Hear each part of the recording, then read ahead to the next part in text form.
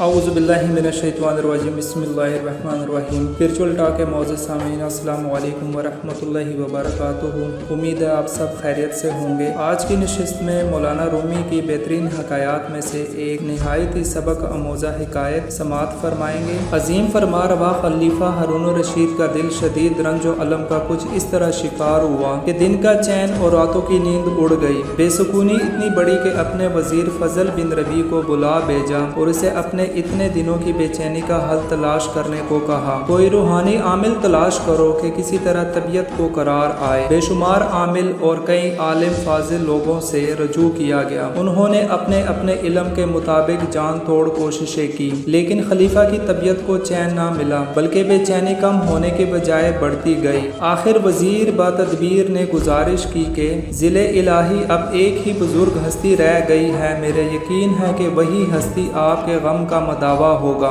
ہارون الرشید نے بےتابی سے پوچھا، وہ کون سی ہستی ہے جو میرے لیے باعث رحمت ہو سکتی ہے؟ وزیر نے عاجزی سے عرض کیا، وہ صوفی بزرگ ہیں جنہوں نے دنیا کی تمام نعمتوں سے کنارہ کشی اختیار کر لی ہے اور کسی کی جاؤ حشمت کو خاطر میں نہیں لاتے۔ ہارون الرشید نے بےتابی سے کہا، ایسا ہے تو ابھی چلتے ہیں۔ بادشاہ سلامت وزیر کے ہمراہ رات کے اندھیرے میں اپنے محل سے نکل کر فضیل بن عیاض کے سادہ حجرے میں پہنچ گئے۔ وزیر نے دروازہ کھٹکھٹایا۔ اندر سے ایک کمزور سی آواز آئی، کون؟ میں ہوں وزیر، اور میرے ساتھ بادشاہ سلامت ہارون الرشید ہیں۔ فضیل کو بادشاہ کی آمد کا سن کر افسوس ہوا۔ بادشاہ کی اطاعت کرنے پر مجبور تھے۔ حضرت فضیل نے سوچا، بادشاہ وقت خود چل کر میرے غریب خانے تشریف لائے ہیں، ان کی فرمائش سنے بغیر دروازے پر کڑا رکھنا مناسب نہیں۔ انہوں نے چراغ بجھا دیا اور دروازہ کھول دیا اور خود حجرے کے ایک کونے میں جا کر بیٹھ گئے۔ ان کا طریقہ دنیا کے طریقوں سے یقیناً مختلف تھا۔ لوگ تو آرزو کرتے ہیں کہ کوئی بڑا آدمی صاحب اقتدار ملے تاکہ ان کے اثر و رسوخ میں اضافہ ہو، لیکن فضیل بن عیاض رحمۃ اللہ علیہ بادشاہ وقت کا یوں استقبال کر رہے تھے جیسے ان کے آنے سے انہیں شرمندگی ہو رہی ہو۔ انہیں بادشاہ کے مال و زر اور حیثیت سے کیا غرض تھی جو اسے متاثر ہوتے۔ ہارون الرشید گپ اندھیرے میں داخل ہوا اور فضیل بن عیاض کا نام لے کر پکارا۔ جواب خاموشی۔ اندھیرے میں خلیفہ اور وزیر دیواروں کو ٹٹولتے ادھر ادھر ہوئے۔ اچانک ہارون الرشید کا ہاتھ حضرت فضیل بن عیاض کے سر پر جا لگا۔ اس نے کہا، یا حضرت۔ پھر سرکار خاموش رہے۔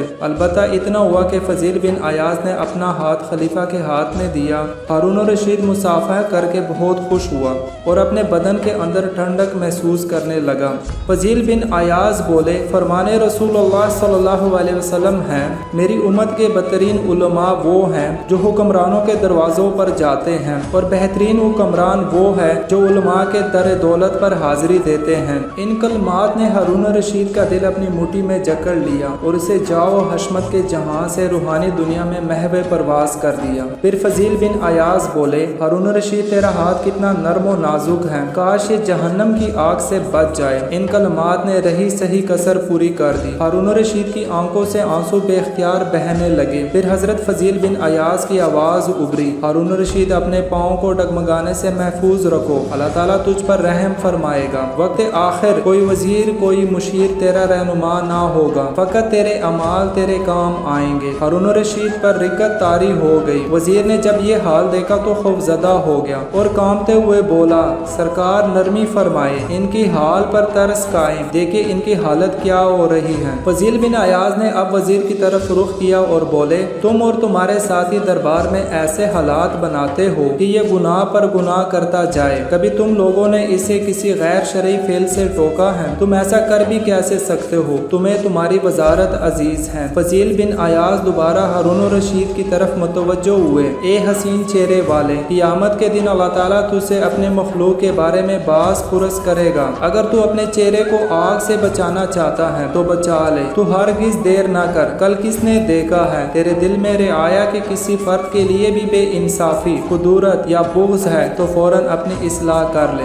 ہارون الرشید نے وقت رخصت ہزاروں دینار ہدیہ دینے کی کوشش کی۔ فضیل بن عیاض یہ ہدیہ قبول کرنے کو قطعی تیار نہ ہوئے اور فرمانے لگے، حکمرانوں کے تحائف رشوت ہوتے ہیں، ان کو قبول کرنا کسی طرح جائز نہیں۔ ہارون الرشید، میں تمہیں نجات کا راستہ بتاتا ہوں اور تم اس کے بدلے مجھے معاوضہ دینے کی کوشش کرتے ہو، خدا تمہیں عقل سلیم دے۔ اس کے بعد فضیل بن عیاض نے چپ سادھ لی اور ایک لفظ بھی منہ سے نہ نکالا۔ اب بادشاہ بادشاہ اور وزیر نے سمجھ لیا کہ اس رخصت پر ہمیں چلنا چاہیے۔ وہ چلے تو آئے مگر درویش بابا کی باتیں ان کے دلوں میں جگہ کر گئی تھی۔ ہارون الرشید نے اپنے دل میں ان کے لیے انوکھی محبت محسوس کی جس نے اس کے ایمان و یقین کو جلا بخشی۔ آج کی نشست نے اس کی زندگی کا دہارا بدل دیا تھا۔ درس حیات: واقعی روحانی بیماری کا علاج اللہ والوں کے پاس ہی ہوتا ہے۔